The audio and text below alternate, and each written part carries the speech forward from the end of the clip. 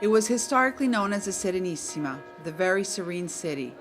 But Venice has very little to be serene about today. A combination of a surge in sea level due to global warming and a natural subsiding of the land will cause it to go underwater permanently by the end of the century. Even before that happens, the periodic high waters will cause dangerous erosion of the canal banks and of the historical buildings. The water is salt water, so when the wall becomes dry, the volume of salt increases, and this phenomena can create many cracks in the structure of the wall.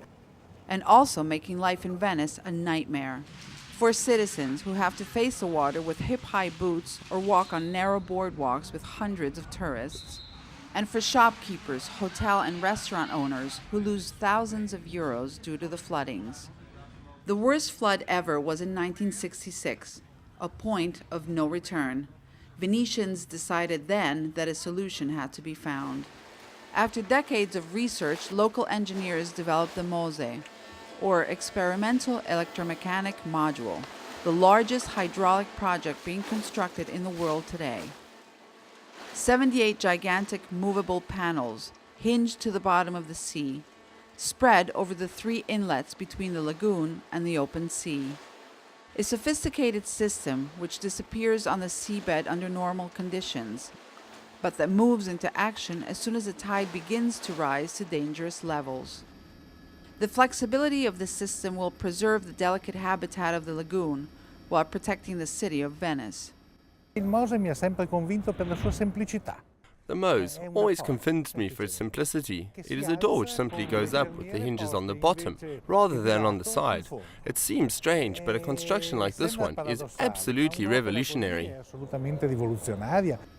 A know-how developed by local agencies which support technological innovation. It will cost Italian government almost 4.3 billion euros, take 11 years to build, and provide employment for over 1,500 people. A blessing at a time of harsh economic crisis. For the Veneto regions means a strong Keynesian politics, economic politics. I mean, it means above all large investments, an unbelievable amount of money, high-tech hydraulic technology improvement, and the possibility to have a large number of enterprises involved in this. But the road to the Mose has been a bumpy one. The first proposal dates back to 1982. Since then, it had to overcome political and environmental opposition, years of study and corrections on the drawing board.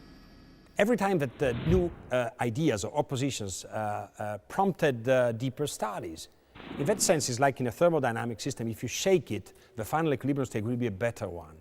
A process Venetians are well familiar with.